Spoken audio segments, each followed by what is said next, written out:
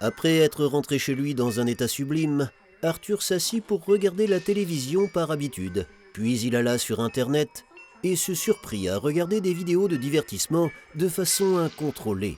De nouveau, comme après sa première visite au cours tantrique, après 2 heures passées devant l'écran, il sentit que les émotions sublimes avaient disparu. Au lieu d'expériences subtiles, c'était le même vieil état dénué de sens qui s'était installé en lui. Pourquoi la télévision et Internet ont-ils un tel effet ? À quoi cela sert-il ?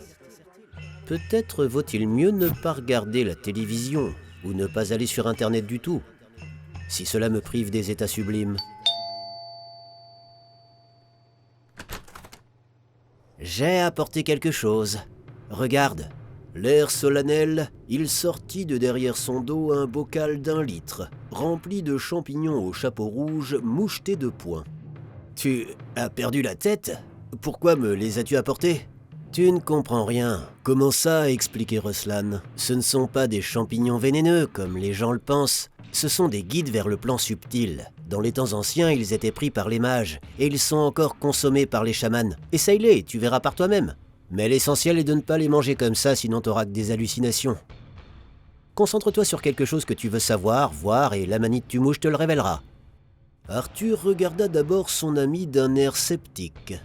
Mais voyant son sérieux et sa détermination, il décida d'essayer. Ouais, qu'est-ce que je fais ? Ah d'accord, qu'il en soit ainsi. Les 2 amis commencèrent à manger les champignons avec précaution. Mais Arthur essaya d'abord de se connecter au plan subtil et de comprendre pourquoi il était si influencé par la télévision, qui était justement en train de fonctionner, diffusant une autre série. Bientôt, Arthur sentit que tout ce qui se trouvait devant lui nageait, devenait transparent, irréel. Il fixa l'écran du téléviseur en marche et vit son énergie s'y écouler pendant qu'il regardait. Par ses yeux, elle se dirigeait quelque part vers l'écran. Et de l'écran, lui parvenait un flot ininterrompu de chiffres et de lettres. Il décida de comprendre ce que c'était. Et soudain, il entendit une voix qui lui donnait des ordres. Tu ne peux pas vivre sans télévision. Tu veux être comme tout le monde. Tu te laisses facilement influencer par tout. Tu n'as pas la force de résister. Tu n'as pas d'opinion. Tu fais ce qu'on te dit.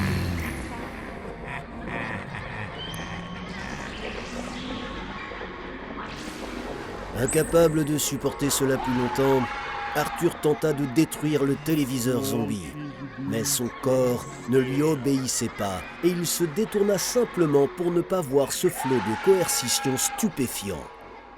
Il commença alors à avoir diverses visions.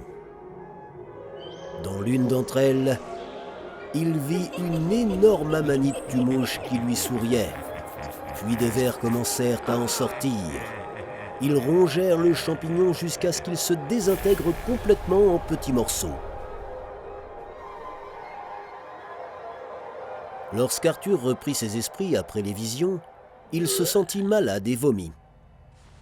Ensuite, il vit son ami Ruslan assis sur le canapé, tout vert, la peur dans les yeux. Il avait fait un cauchemar. Je me suis vu comme un vieil homme, malade. J'ai vu comment je mourais et je vivais dans une tombe en tant que cadavre.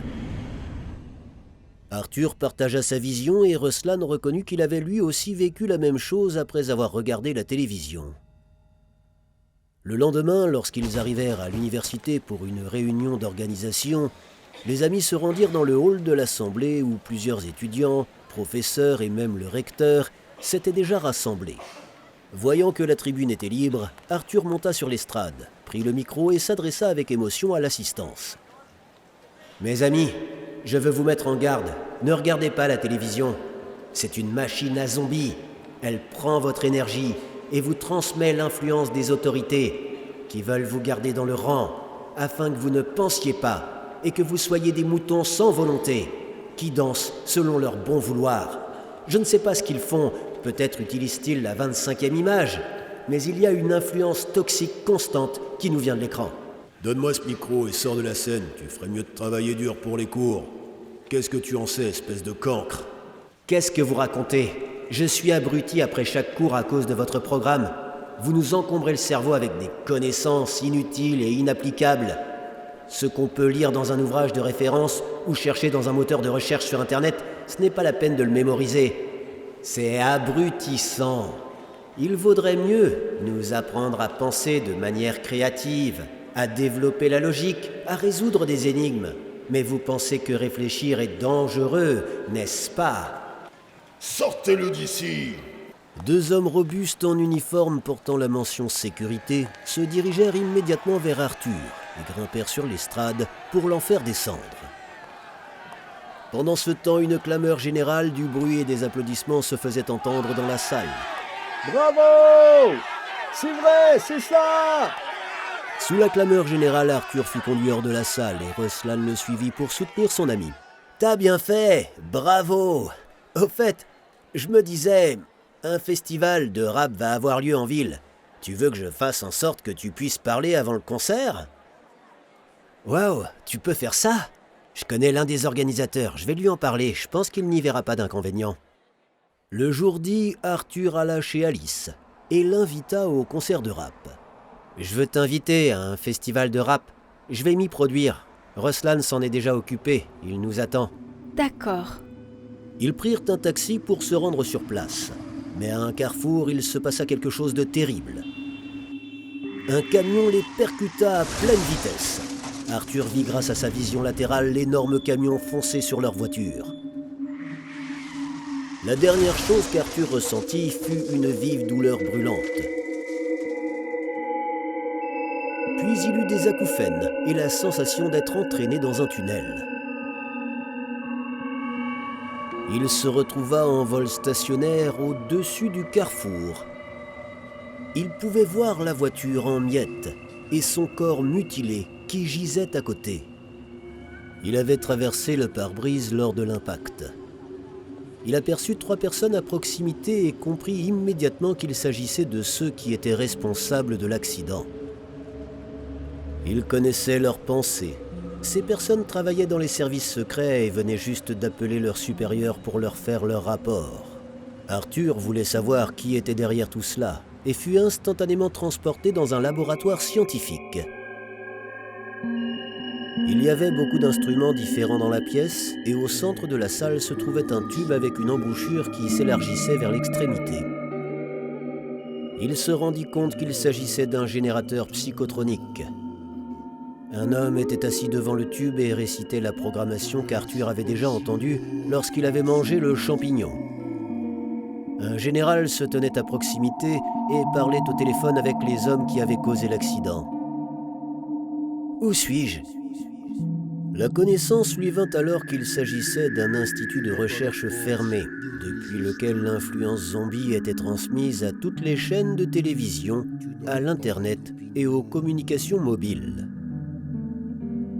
À ce moment-là, Arthur eut l'impression d'être à nouveau aspiré dans un tunnel et il se réveilla dans l'unité de soins intensifs. Arthur se rétablit rapidement. Il avait subi une grave commotion cérébrale et un traumatisme crânien. Dès qu'il fut suffisamment rétabli pour pouvoir marcher, il quitta immédiatement le service en courant et se mit à la recherche d'Alice, malgré les vertiges et les nausées qui l'assaillaient. Il rencontra Ruslan, qui lui dit qu'elle n'allait pas bien. Alice est restée coincée dans la voiture et il a fallu beaucoup de temps pour la sortir de là.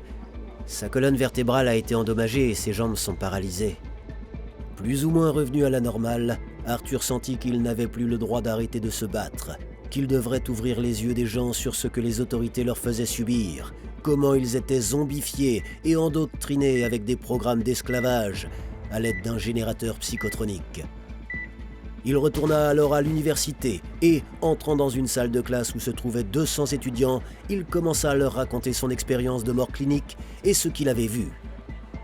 Mais à peine avait-il terminé son récit que des agents de sécurité et des ambulanciers se précipitèrent dans l'amphithéâtre. Ne le touchez pas, laissez-le, nous voulons l'écouter. Oui. Assez de nous prendre pour des imbéciles, nous voulons connaître la vérité. C'est vrai, c'est vrai. Ils attrapèrent alors Arthur, lui mirent une camisole de force et l'emmenèrent dans un hôpital psychiatrique. Ayant appris la détresse d'Alice, Lyria vint la voir. En la voyant, Alice, qui était assise en fauteuil roulant, fondit en larmes. Lyria la prit dans ses bras. Ne t'inquiète pas, ma chérie. Pourquoi cela m'arrive-t-il ? Je dois avoir un mauvais karma et avoir été une terrible pécheresse dans ma vie passée. Non, ma chérie. Les situations difficiles ne sont pas le signe d'un mauvais karma. Dieu nous a créés tels que nous sommes. Il a créé le monde tel qu'il est. Et si quelqu'un pêche, c'est aussi la faute de Dieu. Alors c'est peut-être le diable qui a créé de si grandes souffrances pour moi ? Oui, c'est le diable qui les crée. Mais il n'agit pas de son propre chef. Il ne fait que ce que Dieu permet. Si le diable agissait de lui-même, Dieu ne serait pas omnipotent et omniscient s'il avait créé Satan de manière aussi insouciante. Mais Dieu permet la souffrance pour que nous puissions réfléchir à la vie, apprendre à voir les choses correctement et devenir plus sages. Car si le mal n'existait pas, nous resterions toujours dans l'insouciance, sans même réfléchir au sens de la vie, sans chercher à nous changer et à nous développer. Que dois-je comprendre ? Chaque leçon est profonde et a de multiples facettes. Je ne peux pas l'expliquer en 2 mots, mais réfléchis. Tu souffres de la comparaison ? Tu compares ton moi actuel à ton moi antérieur, toi-même aux autres. Si tu étais né avec un handicap et que tout le monde autour de toi était pareil, tu ne t'en préoccuperais pas. Lâche prise sur les comparaisons. Vis ici et maintenant. Tu souffres également comme toute personne en bonne santé de penser à toi-même, de t'inquiéter pour toi-même. Essaie de penser aux autres, au bien que tu peux leur faire, à la façon dont tu peux les aider. En ce moment, je veux publier un magazine sur le tantra, la spiritualité et d'autres sujets de ce genre. Tu peux être journaliste, éditrice, travailler sur l'ordinateur. Tu aideras de nombreuses personnes à se développer. J'ai peur qu'Arthur se désintéresse de moi maintenant. Personne ne voudra de moi. Cela aurait pu arriver même quand tu allais bien. Nous ne sommes pas à l'abri du malheur et de l'adversité. Mais si tu acceptes cette dure leçon de Dieu, ta situation changera peut-être. Comment cela pourrait-il changer maintenant ? Calme-toi, ma chérie. Dieu travaille de façon mystérieuse. Mais nous t'aiderons tous autant que nous le pourrons. Et tu ferais mieux de ne pas penser à la souffrance, ni aux éventuels coups du sort, mais à la façon dont tu peux aider les gens, dont tu les aimeras, et dont tu aimeras le monde entier un peu plus chaque jour. Il y aura alors moins de mauvaises situations, crois-moi. Tiens, prends cette clé USB. Il y a des musiques spirituelles qui y sont enregistrées, elles t'aideront dans cette période difficile. Essaie de transformer ta souffrance en compassion pour les gens.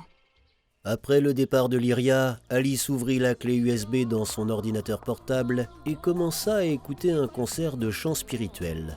Le chant « Dieu ne nous donnera pas de fardeau qui dépasse nos forces » l'aida particulièrement. Des larmes de purification coulaient sur les joues d'Alice. Un état d'élévation lumineux apparut, dans lequel il lui était plus facile d'accepter sa situation et de se connecter à l'amour et à l'aide envers les autres.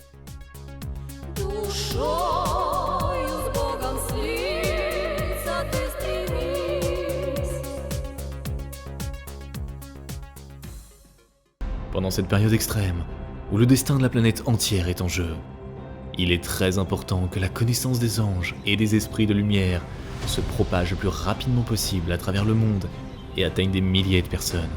De cette façon, nous pouvons changer l'avenir de toute l'humanité. Alors nous nous tournons vers toi, chère âme de lumière.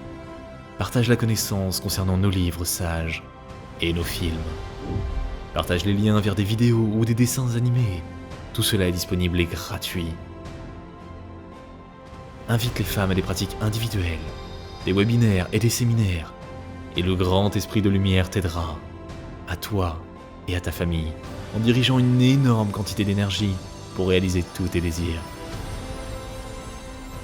les esprits lumineux et les anges t'aideront, à toi et tes proches dans tous les domaines. Le fil de la lumière et de l'amour de ton cœur atteint le cœur des femmes en recherche. Et la création du bien, la diffusion de la connaissance de lumière dans le monde commence. Rejoins cette mission de lumière. Aide les gens et Dieu t'aidera.